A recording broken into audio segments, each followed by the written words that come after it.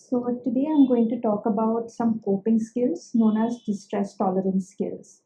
These skills are specifically meant for those instances where you feel extremely overwhelmed, but you can't immediately change your situation for the better and you can't leave that situation.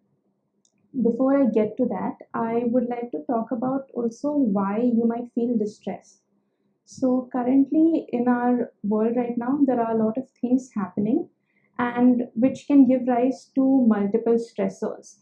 There are multiple things that you might end up thinking about, such as pertaining to possible jobs or your what's going to happen in terms of classes getting cancelled or even financial situations. And there's always that over looming threat of getting the virus. Now, in a situation like this, since stress is coming from multiple areas, it can leave you feeling very overwhelmed. Coupled with this is the fact that all of us are right now going through the same stress. So, what is also happening is that we are surrounded by people who are almost equally, if not more or less, stressed than us. And it can be then very difficult to find someone to talk to since everyone is going through the same situation. Now, in a situation like this, it might seem like there is no way out of it because this is something happening all over the world, and it can then give rise to extreme distress. Now, it happens if there are multiple stressors in your life, it can give rise to some negative emotions, and negative emotions often tend to go hand in hand with each other. So, for example, it's very rare that you might only feel sadness. Along with sadness comes things like guilt, anger, or frustration. And it's this kind of snowball of emotions that then keep building within us, and then that gives rise to distress. Now, the coping skills that I'm going to talk about, like I said, they are to be used when we can't immediately change or leave a situation and when we're feeling very overwhelmed. But they are by themselves not a solution to any of our problems, and they're not a solution to our mental health. So they cannot be used as a way to make our mental health better. They can be used as a way to help us feel better right at that moment or right in that situation. What is always preferable is that to use these coping skills for the time being until you can either get away, move away from that situation, or until you can find someone, usually a professional, to talk to help you deal better overall with what you're going through. So, what these skills do is that they prevent us from engaging in actions which make our situation worse. So, for example, when we're angry or when we're sad or stressed out, a lot of people might take to certain actions which immediately release stress. And usually, those are things like smoking or drinking, or sometimes and a little bit more commonly overeating or not eating at all because we're stressed out. And more dangerously so, I think something like self harming or even thoughts about suicide are things that are thought about as solutions to our current situation. So, these coping skills help us deal with those thoughts, and it helps us to prevent ourselves from going to that stage of using these negative actions which make our situation worse. They give us some time and space to then decide how better we want to proceed with what we're going through. So now on to those coping skills. So the first one, which I've just named as activities, it's engaging in those activities that are neutral or opposite to the negative emotion that we are feeling. So very often what happens is that when we feel a negative emotion like sadness, we tend to accompany it by other activities that further make us sad. So, for example, if we are sad, we might not want to get out of bed, we might not want to change our clothes or take a bath, and because we are sad.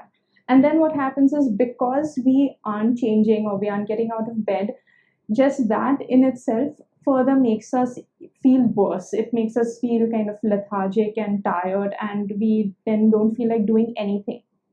Therefore, engaging in forcing yourself almost to engage in an activity which is opposite to how you feel. Usually, things you do when you're happy, such as singing or dancing or painting, just doing that activity can change your emotion, because usually our emotions and our behaviors are linked together. Next, we can try contributing to someone else's well being, and this helps us kind of step away from our current situation and help us kind of refocus onto someone else. Then, later, when we come back, we find that we have the ability to think of solutions for our own problem as well. Next, we can also try to generate different emotions from the one you're currently feeling. So this is kind of linked to the first thing that I had talked about, that's activities. So in this, what we're doing is we're trying to focus mainly on generating a new emotion. And this can be done by, say, reading an emotional book, such as a spy thriller. And if you're feeling sad, if you're reading about something exciting like a spy thriller, then when you put the book down and think about the character and what they were going through, then you end up kind of focusing on a new emotion, and it helps you step away from what you were previously feeling. Now, disclaimer here is that it's very important to not read something that will make you feel worse. So, to not read a book that makes you then focus on the guilt or the anger of what the character was feeling. Next comes pushing away. So, now pushing away is a little bit more, I think, physical in its approach. So, what this involves is either mentally or physically changing or pushing away the painful thoughts from your situation.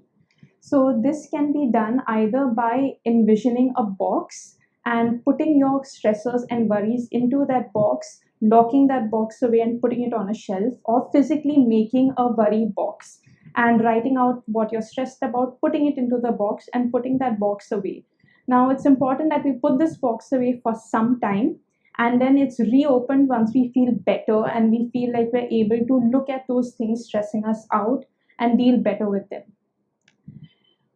Next, we're looking at sensations. Now, sensations is important because a lot of times our emotions are accompanied by physical sensations. So, we see that when we're angry or when we're very sad, sometimes it might give us a stomach ache or a headache, and these happen very commonly with each other. So, letting your body experience a different sensation might kind of jar us out of what we're feeling emotionally. What has been found to be useful, particularly, is when you think of harming yourself, to hold on to ice cubes very tight in your hand like this can kind of reduce that intense urge to harm yourself.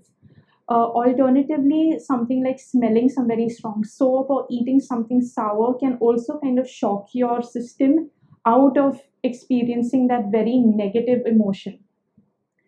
Lastly, my personal favorite is something called a vacation. So you take a vacation from your situation. This doesn't mean that you hop on a plane or a train and go somewhere else, but symbolically it means that you can take a holiday from where you are right now. So even if it means going into your room, sitting on your bed and watching something that you like or eating something that you like, and giving yourself a break from what is going on around you, taking care of yourself, that, similar to an actual holiday, helps kind of revitalize you. Now, it's very, very important again that this vacation not last for more than a couple of hours, because similar to how we can't take a permanent holiday from our lives, we can't take a permanent vacation like this from the situation we are in.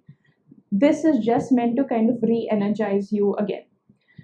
Now, while we've spoken about these coping skills are mainly meant for our day to day distress, and it's meant to help keep us at a sort of equilibrium and to prevent our negative situation and our emotions from getting the better of us. It's always recommended that if you feel suicidal or if you feel like harming yourself, to please reach out to someone you trust or a professional and not solely rely on these coping skills.